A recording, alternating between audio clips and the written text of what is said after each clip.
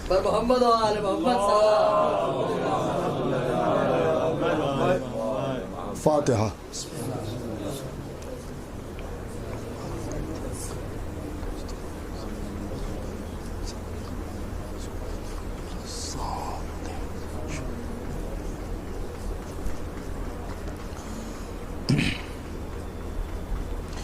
اعوذ باللہ من الشیطان اللعین الرجیم. بسم اللہ الرحمن الرحیم.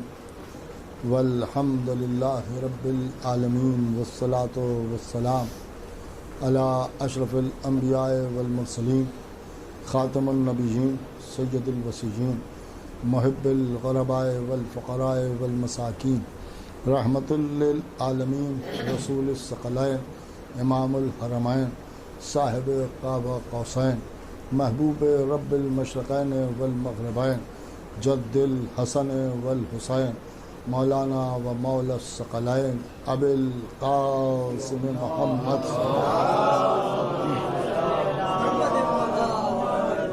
وآل بیتہ الطیبین الطاہرین المعصومین المظلومین المنتخبین المنتجبین الذین اذهب اللہ عنہم الرجس وطہرہم تطہیرا. ولعنت اللہ علی اعدائہم وقتلتہم ومنکر فضائلہم ومصائبہم وطہارتہم وجلالتہم وشجاعتہم وعظمتہم وولایتہم وعطشہم اجمعین من لیلنا ھذا الی یوم الدین. اما بعد فقط قال اللہ سبحانہ تبارک و تعالی فی کتابہ الکریم والفرقانہ الحکیم والقرآن الکریم وقولہ الحق. بسم اللہ الرحمن الرحیم. یا ایہا الذین آمنوا اطیعوا اللہ واطیعوا الرسول واولی الامر منکم. صلوات. میرے خیال سے لاؤڈ اسپیکر تو ہے نہیں، لہذا یہ کہ بآواز بلند صلوات بھیج دیں.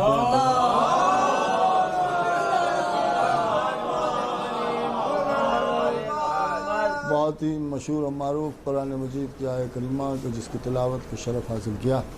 ان لفظوں میں خداوند عالم نے ایمان لانے والوں کو حکم دیا، اور حکم یہ دیا کہ وہ لوگوں کو جو ایمان لائے ہو اطیعوا اللہ، اللہ کی اطاعت کرو اور اس کے رسول کی اطاعت کرو اور صاحبان امر کی اطاعت کرو، یعنی اولی الامر کی اطاعت کرو. ابھی آپ نیر مجیدی صاحب سے 3 کی ردیف میں آپ کلام سماعت فرما رہے تھے، لہذا میں نے اس آیہ کریمہ کا انتخاب کیا کہ جس میں 3 کی اطاعت کا حکم دیا گیا. اور ظاہر سی بات ہے کہ پہلا حکم اللہ نے اپنی اطاعت کا دیا ہے، اور پھر اس نے حکم دیا کہ رسول کی اطاعت کرو، اور اس کے بعد اس نے یہ حکم دیا کہ اولی الامر کی اطاعت کرو. اس کا مقصد یہ ہے کہ اللہ، پہلی بات تو آپ ذرا سا غور فرمائیں، تمہید کے طور پر میں آپ کے سامنے عرض کر دوں کہ وہ لوگوں جو ایمان لائے ہیں، اس کا مطلب یہ ہے کہ گفتگو ایمان لانے والوں سے ہو رہی ہے. دیکھیے، ایمان لانے والوں سے ہو رہی ہے، اور مزے کی بات یہ ہے کہ حکم اللہ ایمان لانے والوں کو دے رہا ہے اور بحث اسلام لانے والے کرنے لگتے ہیں. ارے بھائی یہ کیسے اور یہ کیسے اور یہ کیسے. اے بھیا، جس کو حکم دیا ہے اس کی حکم سمجھ میں آ گیا ہے، آپ سے مطلب ہی کیا ہے جو بحث کر. صلوات تو اب اے وہ لوگوں جو ایمان لائے ہو، اللہ کہہ رہا ہے وہ لوگوں جو ایمان لائے ہو تم اطاعت کرو اللہ کی. دیکھیے، اطاعت کرو اللہ کی. دیکھیے، اس سے ایک بات بالکل سامنے کی سمجھ میں آتی ہے. آپ غور کریں، ہمارے استاد بھی بیٹھے ہوئے ہیں، میں کیا عرض کروں آپ کے سامنے کہ اللہ ایمان لانے والوں کو حکم دے رہا ہے. اس کا مقصد ہی یہ ہے کہ نجات کے لیے خالی ایمان لانا کافی نہیں، اس لیے کہ اگر خالی ایمان لانا کافی ہوتا تو اللہ اپنی اطاعت کا حکم نہ دیتا. اس کا مطلب یہ ہے کہ ایمان کے ساتھ ساتھ اطاعت بھی ضروری ہے. اب اللہ کی اطاعت کرو، پوری توجہ چاہ رہا ہوں، اللہ کی اطاعت کرو. اب ظاہر سی بات ہے، کچھ لوگوں نے سوچا کہ ہاں ٹھیک ہے، ہم ایمان لے آئے تو اب ہم اللہ کی اطاعت کریں گے، بس اللہ اللہ کریں گے، ہر جگہ پہنچیں گے، بس اللہ بس اللہ بس اللہ. اللہ کے علاوہ کچھ چیز ہماری سمجھ میں نہیں آتی۔ آپ غور کریں کہ خالی اگر اللہ کی اطاعت کافی ہوتی تو رسول اللہ کی اطاعت کا حکم نہ دیا جاتا۔ اللہ کی اطاعت کے ساتھ ساتھ رسول کی بھی اطاعت کرو۔ اس کا مطلب ہی یہ ہے کہ خالی اللہ کافی نہیں ہے۔ نہیں توجہ فرما رہے ہیں آپ بھائی، جب خالی اللہ کافی نہیں ہے تو خالی کتاب اللہ کیا کافی ہو؟ صلاۃ ہے محمد والا مطلب ہے۔ تو اب اللہ نے رسول اللہ کی اطاعت کا حکم دیا اور اس کے بعد فوراً اولی الامر کی اطاعت کا حکم دیا۔ اس کا مطلب یہ ہے کہ اللہ اور رسول کی بھی اطاعت کافی نہیں ہے بلکہ ساتھ ساتھ اولی الامر کی بھی اطاعت ضروری ہے۔ تو اس کا مقصد یہ ہے کہ اگر نجات چاہیے ہے تو ایمان بھی لاؤ، ایمان کے ساتھ اللہ کی بھی اطاعت کرو، رسول کی بھی اطاعت کرو اور اولی الامر کی بھی اطاعت کرو۔ دیکھیے اولی الامر کی بھی اطاعت کرو۔ اب یہاں پر ذرا سا غور طلب ہے کہ اللہ تو سب کی سمجھ میں آیا کہ ہاں بھائی اللہ ہے، اس نے ہمیں خلق کیا ہے، اس نے ہمیں پیدا کیا ہے، وہ رازق ہے، وہ رزق دینے والا ہے، وہ دنیا میں بھیجنے والا ہے، حیات اس کے قبضے میں ہے، موت اس کے قبضے میں ہے، اس نے ہمارے پینے کے لیے پانی کا انتظام کیا ہے، اس نے رزق کا ہمارے لیے انتظام کیا ہے، سانس لینے کے لیے اس نے ہوا کو پیدا کیا ہے، دنیا میں رہنے کے لیے اس نے ہمیں مکان دیا ہے، زمین ہمیں عطا کی ہے، آسمان کا شامیانہ لگایا ہے، سورج و چاند و ستاروں کی قندیلوں کو اس نے روشن کیا ہے۔ لہٰذا اس کی اطاعت ہماری سمجھ میں آتی ہے کہ ہاں بھائی اللہ کی ہمیں اطاعت کرنا چاہیے، جو اللہ نے کہا ہے اسے ہمیں ماننا چاہیے، پوری توجہ چاہ رہا ہوں ماننا چاہیے۔ لیکن اب یہ کہ صاحب رسول اللہ کی اطاعت کیوں کریں؟ ایسا نہ ہو کہ اللہ کی اطاعت میں رسول کی اطاعت کو شریک کر دے تو شرک ہو جائے، کفر ہو جائے، بدعت ہو جائے۔ میں کہا صاحب کیسی بات کر رہے ہیں؟ اللہ کی اطاعت بغیر رسول کی اطاعت کے تو ممکن ہی نہیں ہے، بھائی ممکن ہی نہیں ہے۔ بھائی کیسے نہیں ممکن ہے؟ اس لیے کہ ہم تو ڈائریکٹ اللہ کو جانتے ہیں، اللہ کو مانتے ہیں۔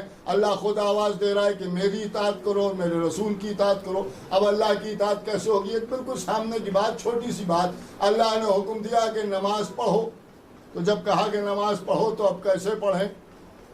بھائی غور طلب ہے کیسے پڑھیں؟ اللہ کے حکم کو ہمیں ماننا ہے۔ نماز تو ہم جانتے نہیں کہ نماز کیا ہے، اس نے بتایا بھی نہیں کہ نماز کیسے پڑھی جائے گی، اس نے تو کہا نماز پڑھو، نماز پڑھو، نماز پڑھو۔ ہم نماز پڑھیں تو کیسے پڑھیں؟ کیسی لیے ہم نے رسول کو بھیجا، ہم حکم دیں گے، رسول پڑھ کے بتائیں گے کہ ایسے نماز پڑھو، دیکھیے ایسے نماز پڑھو۔ تو اس کا مطلب یہ ہے کہ جب رسول کی اطاعت کریں گے تب اللہ کی اطاعت ممکن ہے، اور جب تک رسول کی اطاعت نہیں کریں گے اللہ کی اطاعت ناممکن ہے۔ اچھا ٹھیک ہے بھائی، رسول اللہ کو بھی مان لیں گے، اس نے بھیجا ہے، اول مخلوق ہے، اللہ نے انہیں نور سے خلق کیا ہے، سب سے پہلے بنایا ہے، اشرف الانبیاء بنایا ہے۔ اب اس کے ساتھ ساتھ اولی الامر کی اطاعت کرو۔ اے بھائی یہ اولی الامر کی ضرورت کیا پڑ گئی؟ اولی الامر کو ہم کیوں مانیں؟ یہ تو ہماری سمجھ ہی میں نہیں آتا۔ اے بھائی نماز ہی کا معاملہ لے لیجئے، اللہ نے کہا نماز پڑھو، رسول اللہ نے کہا کہ ایسے نماز پڑھو، اب ہم ویسے ہی نماز پڑھنے لگیں گے، ہمیں اولی الامر کی ضرورت کیا ہے؟ تو ایک سیدھا سا عقل مند آدمی سیدھا سا جواب دے گا کہ اگر رسول کی نماز کو ویسے ہی رہنے دیا ہوتا، بدلا نہ گیا ہوتا، تو اولی الامر کی اطاعت کی ضرورت نہ پڑتی۔ صلوات پڑھیں محمد والا۔ آپ بولتے رہے، اس کا مطلب یہ ہے کہ نماز کو تبدیل کیا گیا۔ دیکھیں نماز کو تبدیل کیا گیا، رسول تو اس دنیا سے چلے گئے، لہذا اب اولی الامر کی ضرورت پڑی تاکہ اولی الامر بتائیں کہ رسول کیسے نماز پڑھتے تھے، اور ان کا بتایا یا نہیں بتایا اب ہمیں نہیں معلوم۔ آپ ہی جب علی کے پیچھے نماز پڑھ کے نکلے تو آپ ہی نے کہا کہ آج ویسی نماز پڑھی جیسی رسول کے پیچھے پڑھتے۔ ایک صلوات بھیجتے ہیں محمد والا، ایک اور صلوات بھیجتے ہیں محمد۔ یہ بالکل تمہید کے طور پر میں آپ کے سامنے پرکاش کر رہا ہوں۔ اب یہ کہ لوگ نماز نماز نماز چیخا کرتے ہیں، ان کا صاحب نماز پڑھیے نماز پڑھیے۔ ایک بات میں آپ کے سامنے عرض کروں کہ ہمارے اور آپ کے چھٹے سرکار حضرت امام جعفر صادق علیہ السلام سے، دیکھیے بڑی سامنے کی بات ہے کہ امام سے پوچھا گیا کہ مولا یہ بتائیے کہ یہ 5 وقت نماز کیوں رکھی ہوئی؟ پوری توجہ سنیے گا، شاید کوئی بچوں کے لیے نئی بات ہو۔ تو امام نے ارشاد فرمایا، پوری طرح سے متوجہ رہیں، کہ مغرب کی نماز اس لیے مغرب کے وقت پر رکھی گئی کہ یہی وہ وقت تھا کہ جب آدم کی توبہ قبول ہوئی اور ان کی توبہ قبول ہونے کی وجہ سے اللہ نے اس وقت پر دعاؤں کو قبول کرنے کا وقت بنا دیا. لہذا اللہ نے چاہا کہ تم ہمارے آگے سجدہ کر کے اور دعا کرو تو ہم تمہاری دعا کو قبول کریں گے. اور یہی وجہ ہے کہ مغرب کے وقت جب دعا کی جاتی ہے تو زیادہ مستجاب سمجھی جاتی ہے. اس کے بعد پھر فرمایا کہ عشاء کی نماز اس لیے ضروری ہے کہ یہ رات کی تاریکی پھیل جانے کے بعد ہوتی ہے اور اس سے دل میں نور پیدا ہوتا ہے. اور کیونکہ آخرت میں دل اندھیرا ہونے والا ہے لہذا اس اندھیرے کو دور کرنے کے لیے یہ نماز ضروری ہے. پوری توجہ سنیے. اس نے کہا یہ سب تو ہماری سمجھ میں آ گیا. اب آپ ہمیں یہ بتائیں, پوری توجہ چاہ رہا ہوں کہ یہ بتائیں کہ صبح کی نماز کیوں کی گئی اور سورج کے نکلنے سے پہلے کیوں ہے؟ تو امام نے عجیب جواب دیا. امام نے ارشاد فرمایا کہ کچھ لوگ سورج کو بھی سجدہ کرنے والے تھے. عجیب جواب ہے خدا کی قسم کہ سورج کو سجدہ کرنے والے تھے. لہذا اللہ نے یہ چاہا کیونکہ وہ جانتا تھا کہ جب وہ نکلے گا تب اسے سجدہ ہوگا. لہذا اللہ نے آواز دی کہ جو ہمارے ہیں وہ باطل خداؤں کو سجدہ ہونے سے پہلے مجھے سجدہ کریں. پوری توجہ کہ رہیں اسی دنیا میں لیکن باطل خداؤں کے ظاہر ہونے سے پہلے مجھے سجدہ کر لیا جائے. نہیں توجہ فرما رہے آپ میں کیا عرض کر رہا ہوں؟ اس کا مطلب یہ ہے کہ اللہ جانتا تھا کہ سورج کو لوگ میرے مقابلے میں لائیں گے اور خدا بنائیں گے. لہذا اللہ نے کہا جسے وہ بنائیں گے اس کے نکلنے سے پہلے ہی مجھے سجدہ کر لو. نہیں آپ کے آسان آج نہیں پہنچ رہے ہیں وہاں تک میں لیے جا رہا ہوں آپ کو کہ اس کا مقصد یہ ہے کہ اس کے نکلنے سے پہلے تم مجھے سجدہ کر لو تاکہ تمہارے بہکنے کا اندیشہ کم ہو جائے. نہیں توجہ فرمائی, بہکنے کا اندیشہ کم ہو جائے. اب ہماری سمجھ میں آیا کہ اللہ نے اسی گھرانے کو اپنے صفات کا مظہر بنایا ہے. جب اس نے یہ دیکھا کہ ہاں کوئی میرے مقابلے میں بننے والا ہے تو اس نے آواز دی کہ اس کے نکلنے سے پہلے, اس کے ظاہر ہونے سے پہلے میرے آگے سر جھکا دو تاکہ تمہارے بہکنے کا اندیشہ کم ہو جائے. اب سمجھ میں آیا کیونکہ نبی بھی جانتے تھے کہ علی کے مقابلے میں بنایا جائے گا لہذا سقیفہ سے پہلے غدیر ضروری تھی. صلوات بھیجتے ہیں محمد و آل محمد. ایک باواز بلند صلوات بھیجتے ہیں. ایک اور باواز بلند صلوات بھیجتے ہیں. یہ عجیب و غریب امام نے ارشاد فرمایا. اور اس کے بعد فرمایا کہ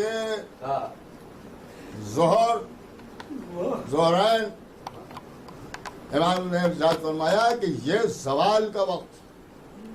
اور اس کے بعد فرمایا کہ یہ وہ وقت ہوتا ہے کہ جس وقت سورج ایک ایسے دائرے میں پہنچ جاتا ہے.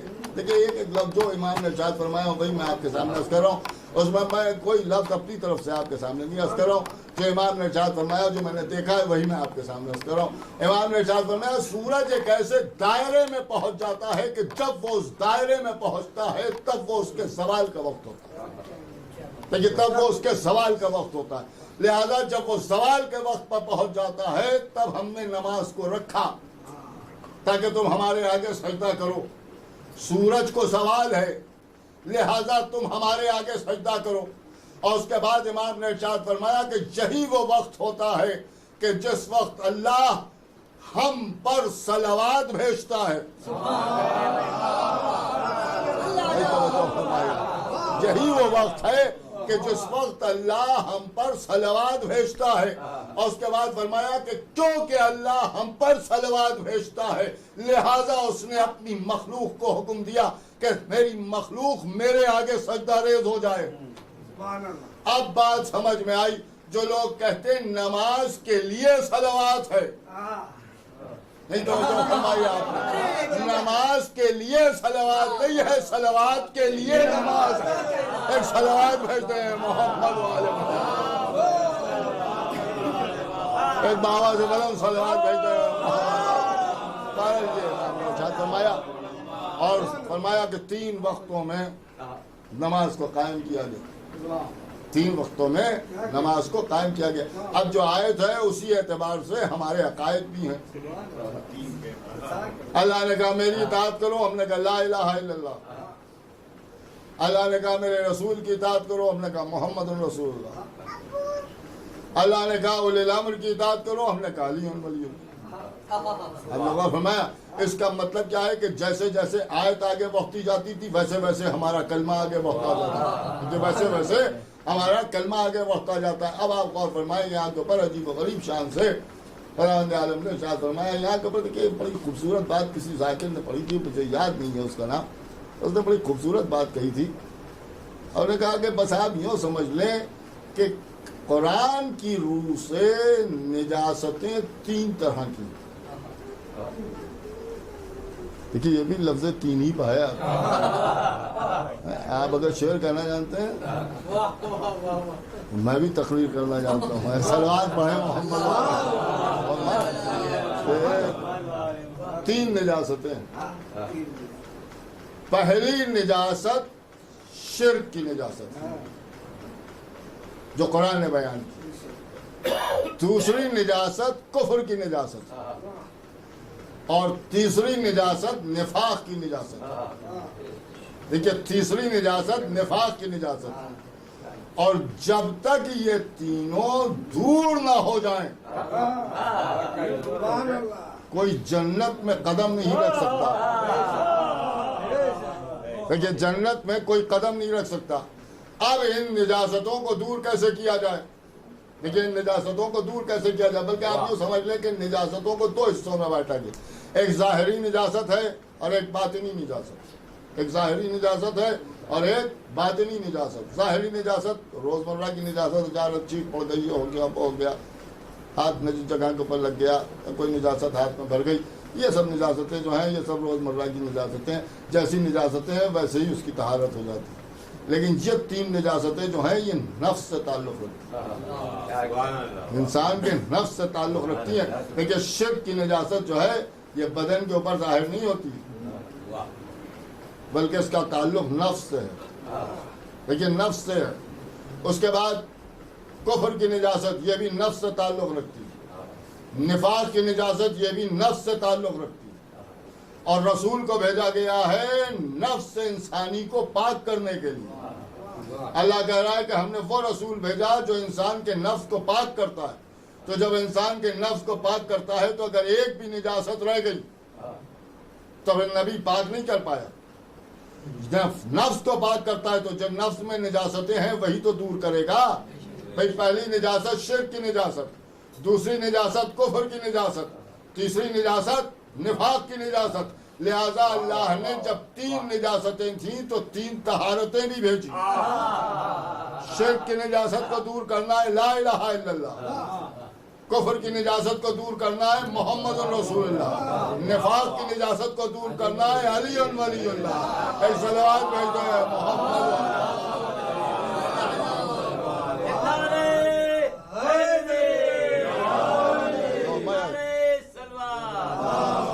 خدا کی قسم اس کو لوگوں نے سمجھا ہی نہیں ہے۔ اب یہ کہ لا الہ الا اللہ کیا ہے، لیکن لا الہ الا اللہ کیا ہے اس کو پر بحث ہو رہی۔ ان کا سارے مسلمان جو ہیں وہ لا الہ الا اللہ پر جان دیے دے رہے ہیں۔ جہاں دیکھیے نعرہ تکبیر اللہ اکبر، نعرہ تکبیر اللہ اکبر۔ میں نے پوچھا کہ بھائی اللہ اکبر کا مطلب آپ جانتے ہیں؟ کہنے لگے ہاں۔ ایک بڑی صاحب سے ہم نے پوچھا کہ اللہ اکبر کے کیا معنی؟ کہنے لگے اللہ بڑا ہے۔ تو ہم نے کس سے بڑا ہے؟ تو ان کا قصے کا کیا مطلب؟ بھائی جب بڑا ہے تو کسی سے تو بڑا ہوگا۔ ان کا یہ بڑے بھائی ہیں، یہ چھوٹے بھائی ہیں، وہ جو بڑا بھائی ہے وہ چھوٹے بھائی سے بڑا ہے، کہے کہ چھوٹی بہن سے بڑا ہے۔ تو ان کا یہ بڑے ہیں یہ چھوٹے ہیں تو کسی کے مقابلے ہی میں تو بڑے چھوٹے کہا جائے گا۔ تو اللہ کے مقابلے میں ہے کون کہ جس سے آپ کہہ رہے ہیں یہ بڑا ہے؟ پوری توجہ سنیے، جو کہہ رہے ہیں بڑا ہے تو اس کا مطلب کیا ہے؟ معصوم نے ارشاد فرمایا کہ اللہ اکبر کے معنی یہ نہیں ہے کہ اللہ بڑا ہے، بلکہ اللہ اکبر کے معنی ہے کہ اللہ صاحب کبر ہے. دیکھیں صاحب کبر ہے. کسی نے پوچھا کہ صاحب کبر سے مراد کیا ہے؟ کہا صاحب کبر کا مطلب تم یوں سمجھو کہ جیسے لا الہ الا اللہ. تو کہا لا الہ الا اللہ کا مطلب کیا ہے؟ کہ لا الہ الا اللہ کا مطلب یہ ہے کہ کوئی ایسا ہے ہی نہیں جسے اس کے مقابلے میں اللہ کہا جا سکے. لیکن لا الہ الا اللہ کا مطلب یہ ہے کہ کوئی ایسا ہے ہی نہیں کہ جسے اس کے مقابلے میں اللہ کہا جا سکے. اس کا مطلب یہ ہے، بس آپ کو بالکل لکھنوی زبان میں آپ کے سامنے عرض کر دوں جو بچے کی سمجھ میں آ جائے، کہ کسی کو جھوٹ موٹ بھی اللہ نہیں کہا جا سکتا. بہت شاید میں نے آپ کے سامنے عرض کیا کہ کسی کو جھوٹ موٹ بھی اللہ نہیں کہا جا سکتا. یعنی اس کے مقابلے میں اگر اسے ماننا ہے لا الہ الا اللہ کہا ہے تو کسی کو جھوٹ موٹ بھی اللہ نہ کہیے. جھوٹ موٹ کا مطلب سمجھے مذاق میں بھی نہ کہیے، ہنسی میں بھی نہ کہیے، دل سے تو بالکل کہیے ہی کہ نہیں توجہ فرما رہے آپ. اس کا مطلب یہ ہے کہ جہاں جھوٹ موٹ بھی نہیں کہا جا سکتا وہاں یہ جملے ہوتے ہیں لا الہ. نہیں توجہ فرمائی آپ نے، لا الہ. اب ایسا ہی جملہ مولا کائنات کے لیے آیا لا فتح. دیکھیے لا فتح، لا فتح کا مطلب سمجھے تو انہوں نے کہا کہ صاحب لا فتح کا مطلب یہ ہے کہ کوئی مرد میدان نہیں. نہیں توجہ فرمائی. جیسے وہاں کسی کو جھوٹ موٹ بھی اللہ نہیں کہا جا سکتا، ویسے ہی علی کے مقابلے میں کسی کو جھوٹ موٹ بھی خلیفہ نہیں کہا جا سکتا. ایک صلوات بھیجتے ہیں محمد والے،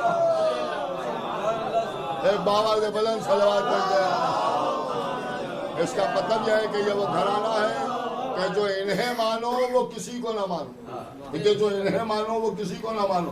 جیسے اللہ کے مقابلے میں کسی اور کو اللہ نہیں کہا جا سکتا، جیسے رسول اللہ کے مقابلے میں کسی اور کو رسول نہیں کہا جا سکتا، ویسے امام کے مقابلے میں کسی کو امام نہیں کہا جا سکتا. اس لیے کہ یہ سلسلہ عجیب انداز سے ہمارے سامنے آئے. اب یہ کہ لا الہ الا اللہ کیا ہے، یہ ہمارے اور آپ کے 8ویں امام نے ارشاد. جب امام کی سواری نیشا پور کے بازار سے گزر رہی، چاروں طرف علماء کا ہجوم ہے، لوگ گریہوزاری کر رہے ہیں، امام محمل میں ہے، پردے پڑے ہوئے ہیں. دیکھیے پردے پڑے ہوئے ہیں، علماء کرام آواز دے رہے ہیں یا اپنا رسول اللہ، ہم نے بہت زمانے سے رسول اللہ کا چہرہ نہیں دیکھا، آپ اپنا چہرہ دکھا دیجئے. یہ جملہ ہی بتا رہا ہے کہ سب کے چہرے دیکھنا اور ہے، امام کا چہرہ دیکھنا اور ہے. کہہ رہے ہیں رسول کا چہرہ نہیں دیکھا اور دیکھنا چاہتے ہیں امام کا چہرہ. اس کا مطلب یہ ہے کہ ان سارے علماء نے متفقہ طور پر یہ فیصلہ کر دیا کہ امامت کا چہرہ ہی رسالت کا چہرہ ہے. ایک صلوات پڑھیں محمد والے. اور اس کے بعد جب یہ کہا گیا تو امام نے محمل کا پردہ ہٹایا، اور جب محمل کا پردہ ہٹایا تو اس کے بعد امام کا چہرہ دیکھا لوگوں، اور لوگ زار و قطار رونے لگے اور رو کے کہتے ہیں کہ ہمیں رسول کا زمانہ یاد آ گیا. اور اس کے بعد لوگوں نے کہا کہ یہ اپنا رسول اللہ اپنے جد کی کوئی حدیث بیان فرمائے. دیکھیے اپنے جد کی کوئی حدیث بیان فرمائے.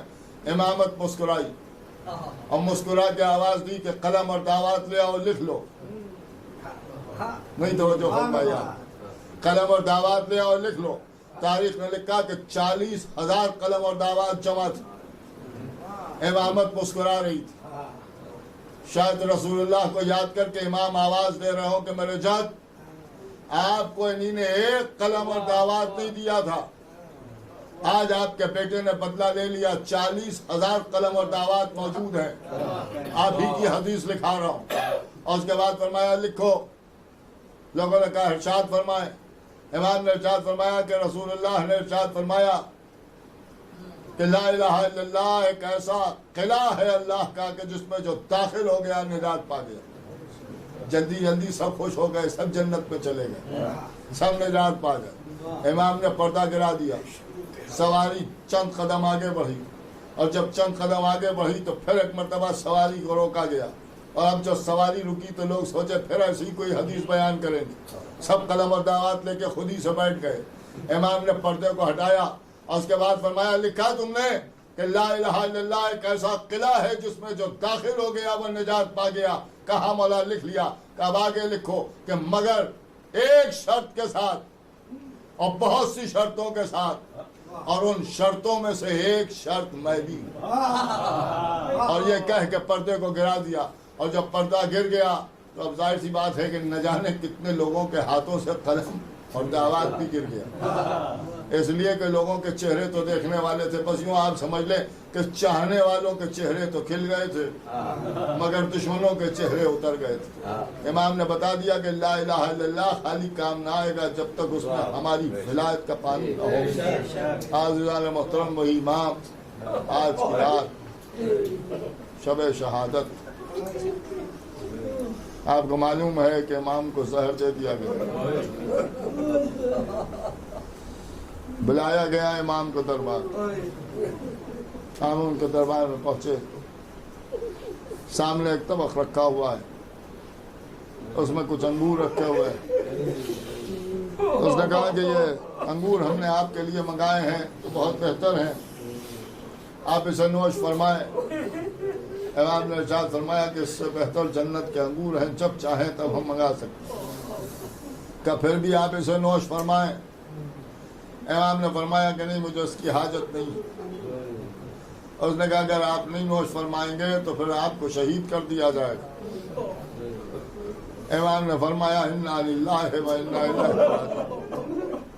یہ کہہ کے ہاتھ آگے بڑھایا، چند دانے انگوروں کو اٹھائے اور اس کے بعد اپنے دہنے مبارک پر رکھے اور فوراً کھڑے ہو گئے۔ اس نے آگے بڑھ کے پوچھا کہ کہاں چلے؟ امام نے فرمایا کہ تیری مراد کے لیے اتنا کافی ہے، جہاں تو نے بھیجا ہے میں وہاں جا رہا ہوں۔ یہ کہہ کے دربار سے بیت الشرف میں آ گئے، بستر کو الٹ دیا، زمین پر کروٹیں بدل رہے تھے کہ اپنے غلام کو بلایا اور غلام کو بلا کے اپنی پوری شہادت کا قصہ بیان فرما دیا، اور اس کے بعد فرمایا کہ میری شہادت کے بعد مامون یہ چاہے گا کہ وہ مجھے غسل و کفن دے، لیکن تو اسے روک دینا اور کہہ دینا کہ اگر تو ایسا کرے گا اور ہاتھ لگائے گا جنازے میں تو پھر ایسا عذاب تیرے اوپر نازل ابھی ہو جائے گا کہ جس کو تو سوچ بھی نہیں سکتا ہے، وہ رک جائے گا۔ اور فرمایا کہ میرا بیٹا آئے گا، وہی مجھے غسل و کفن دے گا، اور خبردار میرے جنازے کو کوئی ہاتھ نہ لگائے۔ اور اس کے بعد فرمایا کہ میرے جنازے کو سامنے دیکھو گے تو ایک سفید خیمہ لگا ہوا ہوگا، اور اس خیمے میں لے جا کے رکھ دینا۔ اور اس کے بعد فرمایا کہ کچھ دیر کے بعد خیمے کا پردہ اپنے آپ ہٹ جائے گا، جب پردہ ہٹ جائے تو پھر جنازے کو اٹھا لینا، اور دیکھو مجھے سپرد خاک کرنے میں جلدی نہ کرنا، میرا بیٹا ہی مجھے قبر میں اتارے گا۔ عزیزان محترم، جیسا فرمایا تھا ویسا ہی ہوا۔ غلام کہتا ہے میں بیٹھا ہوا رو رہا تھا یہاں تک کہ امام اس دنیا سے گزر گئے، اور اس کے بعد میں نے دیکھا کہ ایک صاحبزادے آئے اور آ کے امام کو غسل و کفن دینے کے لیے تیار کیا، اور اس کے بعد ایک سفید خیمہ نظر آیا، میں نے لے جا کے اس جنازے کو خیمے میں رکھ دیا۔ کچھ دیر کے بعد وہ خیمے سے جنازے کے پانی گرنے کی آواز آئی، میں سمجھ گیا کہ غسل ہو رہا ہے، کفن پہنایا جا رہا ہے، اور پھر وہ جنازہ یوں ہی آسمان کی طرف بلند ہو گیا۔ کچھ دیر کے بعد واپس آیا تو میں نے امام کے بیٹے سے پوچھا کہ جنازہ کہاں گیا تھا، تو انہوں نے بتایا کہ جب ہمارے ہاں کوئی اس دنیا سے چلا جاتا ہے تو جنازہ یہ آسمان پر چلا جاتا ہے اور ملائکہ گریہ وزاری کرتے ہیں، ماتم کرتے ہیں، پھر یہ جنازہ واپس آتا ہے۔ عزیزان محترم، امام کو لے جا کے سپرد خاک کر دیا۔ میں کہوں گا ہاں دشمنوں میں گھرے ہوئے تھے، شہادت دشمن کے قلعے میں ہوئی، سب کچھ ہوا، لیکن اس کے بعد بھی بیٹے نے آ کے غسل و کفن دے دیا، آپ کو سپرد خاک کر دیا گیا، بڑی شان سے جنازہ بھی اٹھ گیا۔ لیکن ہائے مجھے ایک جنازہ اور یاد آتا ہے کہ جہاں بیٹا موجود ہے لیکن نہیں غسل دے سکتا، نہ کفن پہنا سکتا ہے، آئے سید سجاد کیا کرے، باپ کا لاشا بے گور و کفن پڑا ہوا ہے، ہاتھوں میں ہتھکڑیاں ہیں، پیروں میں بیڑیاں ہیں، گلے میں ذوق خاردار واہ حسین واہ مسجد کا اعلان کل کی مسجد کا کل آزاد مفتی گنج میں عباس موسوی صاحب کے مکان کے اوپر دن میں ٹھیک 1 بجے مجلس اعظم منعقد ہوگی. آپ آزاد اس میں شرکت فرمائیں. اور عظیم اللہ خان کی کربلا میں صبح ٹھیک 9 بجے اگر عباس صاحب کی جانب سے ایک مجلس اعظم منعقد ہوگی, اس میں آپ شرکت فرمائیں. اور آئندہ منگل کو پھر اسی خانے میں ایک مجلس اعظم منعقد ہوگی. آپ اس میں شامل. غریب الغربا ہے میرے بھائی, غریب الغربا ہے میرے بھائی,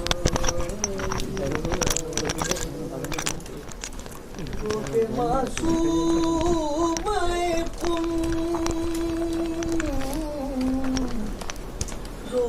معصوم قم سے دیتی تھی صدا اے میرے بھائی,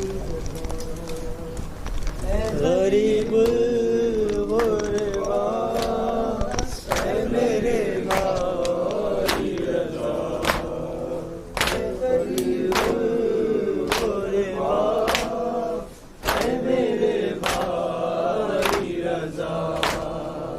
تیرا دیدار نہیں آئی قسمت میں میری, وہ ہواؤں کو ذرا حکم ہے میرے علی, سن لو آواز تیری دل بہل جائے ذرا اے میرے بھائی رضا, اے غریب الغربا اے میرے بھائی رضا, اے غریب الغربا اے میرے بھائی رضا.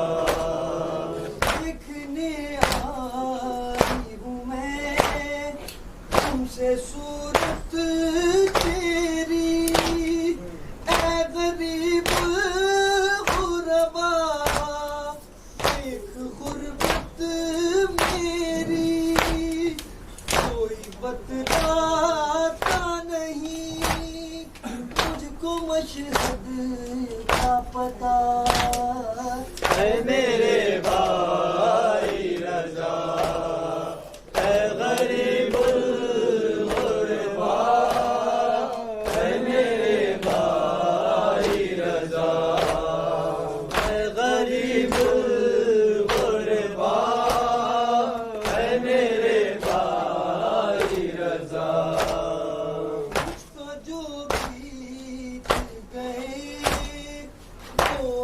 کچھ بھی نہیں سامنے زینب کے, میرا غم کچھ بھی نہیں, میں نہ بازار گئی نہ چھنی میری اے میرے بھائی رضا, اے غریب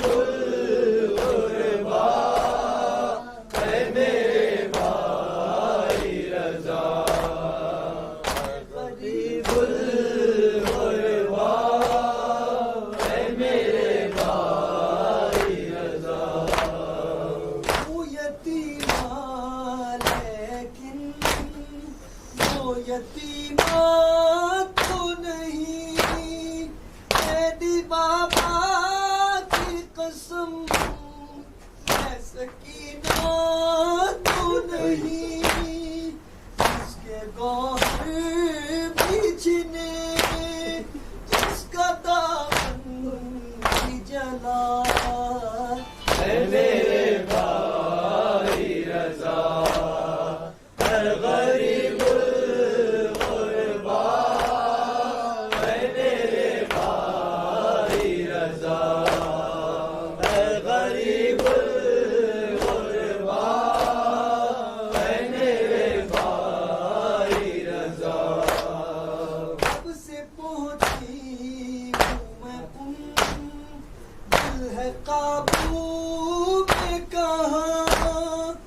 زدہ آئے نظر شہر کے پیر و جوان، دیکھ کر کالے علم دل دہلتا ہے میرا، اے میرے بھائی رضا، اے غریب الغربا، اے میرے بھائی رضا، اے غریب الغربا، اے میرے بھائی رضا، اس جگہ خار چبھے، اس جگہ جھک کے گری، پوچھو چھالوں سے ذرا کیسے میلوں میں چلی، زخم پیروں کے تمہیں سنائیں گے میرا، اے میرے بھائی رضا، اے غریب الغربا، اے میرے بھائی رضا، اے غریب الغربا، اے میرے بھائی رضا، ساتھ جائے گا میرے یہ غم تنہائی، تم بھی اکبر کی طرح نہیں لوٹے بھائی، روز صغرا کی طرح میں جلاتی ہوں دیا، اے میرے بھائی رضا، اے غریب الغربا، اے میرے بھائی رضا، اے غریب الغربا، اے میرے بھائی رضا، تم سے مشرق جو گیا ظاہر مولا رضا، اے تکلم وہ یہی لے کے پیغام چلا، راستہ تیری بہن ابھی تک تھی ہے تیرا، اے میرے بھائی رضا، اے غریب الغربا، اے میرے بھائی رضا، اے غریب الغربا، اے میرے بھائی رضا، ہو کے معصوم خم سے دیتی تھی صدا، اے میرے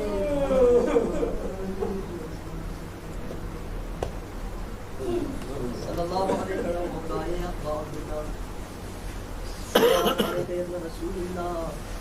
السلام علیکم وعلی جدک وابیک، السلام علیکم وعلی امک وابیک، السلام علیکم وعلی الائمۃ المرسلین، السلام علیک یا مولاي یا ابا عبد اللہ وعلی الارواح وعلی خلق رحمتک، علیکم منی سلام اللہ ابدا ما بقیت وبقی الليل والنهار ولا جعله الله آخر لحظه لزيارتكم، السلام علی الحسین وعلی علی بن الحسین وعلی اولاد الحسین وعلی اصحاب الحسین، السلام علیکم جميعا شهداء کربلا وشهداء کربلا ورحمۃ اللہ وبرکاتہ، السلام علیک یا مولاي یا غریب الغرباء السلطان العرب والعجم یا ابا الحسن وجسمي لك الفداء، السلام على اختك فاطمة المعصومة ورحمة الله وبركاته، السلام عليك يا مولاي يا صاحب العصر والزمان، سيد الأمان الأمان الأمان من فتنة الزمان من شر الشيطان من ظالمين، السلام عليك يا إمام الإنس والجان، عجل الله تعالى فرجك وسهل الله تعالى مخرجك وظهورك وجعلنا من عونك وانصارك ورحمة الله وبركاته. اللهم صل على